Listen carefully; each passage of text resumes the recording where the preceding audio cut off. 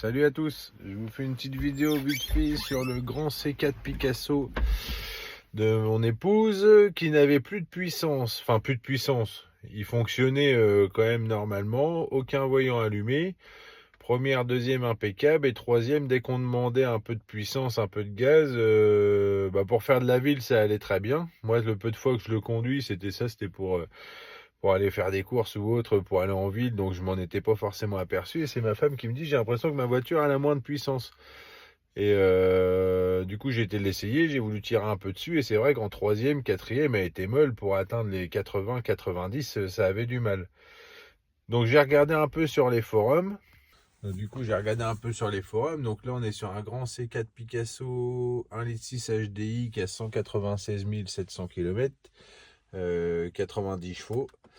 Et du coup, donc j'avais vu que ça pouvait être la petite durite là qui arrivait au niveau de la Westgate qui était démanchée ou percée. Donc j'ai commencé à regarder ça. Et du coup, alors du coup le turbo il est là et le petit tuyau c'est celui-là qui tient, qui est emboîté ici sur la Westgate.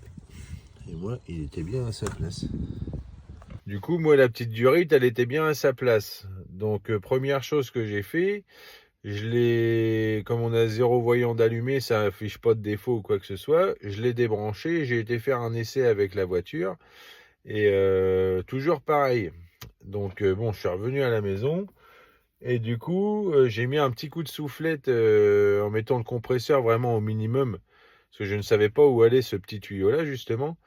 Et du coup, j'ai mis un coup de soufflette et donc sans forcer quoi que ce soit, on entend l'air sortir j'entendais l'air sortir dans le bas du moteur.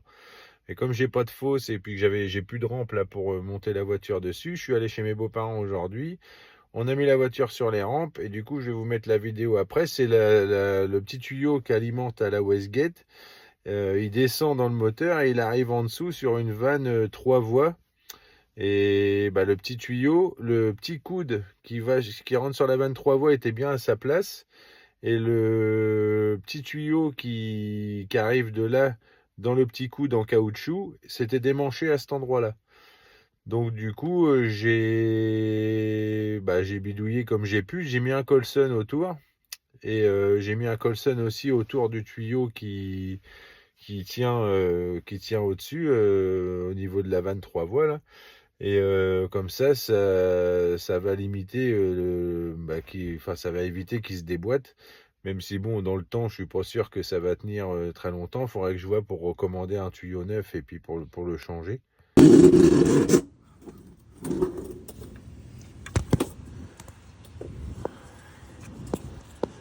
Là, c'est celui du milieu qui s'était débranché. Du coup, j'ai mis un petit Colson.